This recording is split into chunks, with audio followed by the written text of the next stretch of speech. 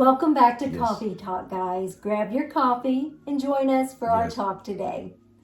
Today we're going to talk about how much cash should you have on hand. Yeah. I think that's something that everybody's going to be different on, and we're just going to give you, throw out some of our thoughts, and you can take what you want, but just put it in practice for you, your way. And by on hand, we mean how much money should you have that you can quickly and readily get to should you need it. Well, like a checking, a savings, a money market, something where you can pull that money and have it as quickly as you can get it. Yes.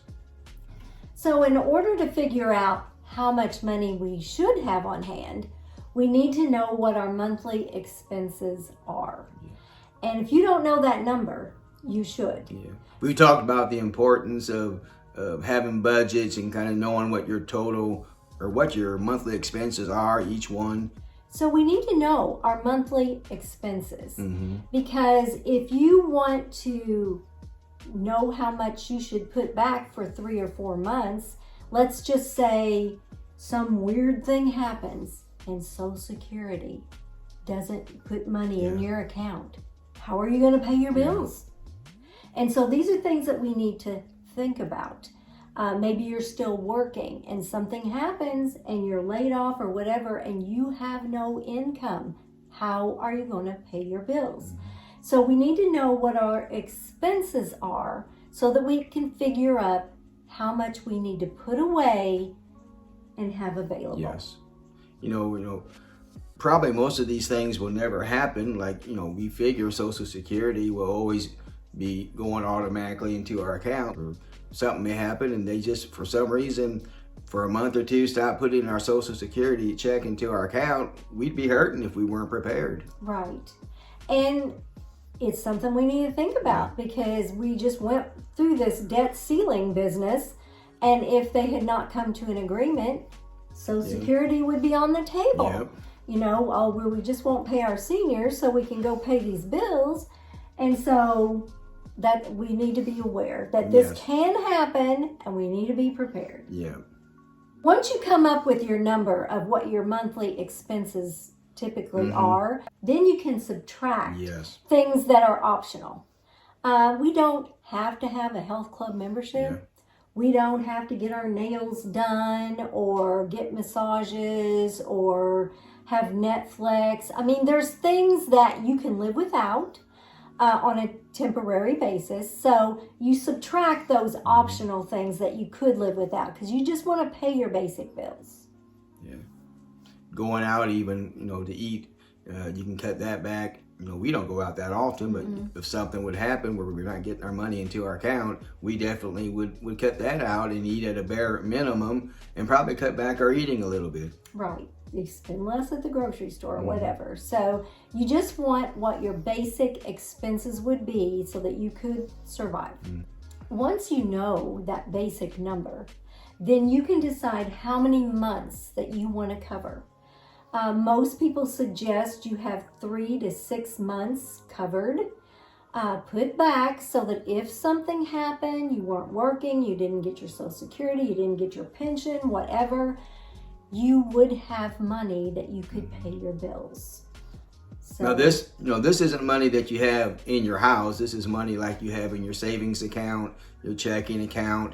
This is money that you can go immediately to the bank and pull out when necessary, even though you may not be getting your Social Security in or your 401k in monthly.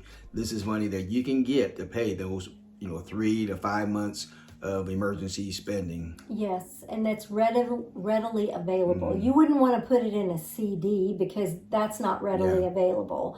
You'd have to pay a penalty to get it out and all that. You want to put it in a place where you can get it out rather quickly if you need to. Another thing that you might want to consider is how much cash do you keep at home? Some people might not keep anything. Yeah. Our grandparents a lot of times kept money under the mattress because they knew that sometimes weird, crazy things happen. Let's just say, what if the world went crazy one day and the banks shut down? Maybe we got our internet security got hacked or whatever, and we couldn't get to the money that we have in the bank. Yeah. What do you do then? Well, we feel like you should have some money in your home. Now, where you keep it, that's up to you. My dad used to keep his in his white socks. He would just throw in, in his sock drawer, in his socks. $25, $50 at a time each month or whatever into his socks, different socks. And I've heard people say that they keep money in the freezer, and because if a thief comes in your house, who's going to look in the freezer for cash? I've heard stories of people get like a mayonnaise jar and it looks like it has mayonnaise in it and they keep it in the refrigerator and have their cash in there. I mean, we believe that you need to keep cash at home. In a very secure place, and that's up to you. Yeah, how much? That's up to you. Yeah. However much you feel comfortable with. This is just in case some weird, crazy thing happens and you can't get to the money that you have in the bank, that you have money where you can go get food or whatever you need to do. The most important necessities of something like that happen, you need money on hand for food and probably for, gasoline to get there. So you need, anywhere from, from $500 to probably $1,000 minimum somewhere that where it's at.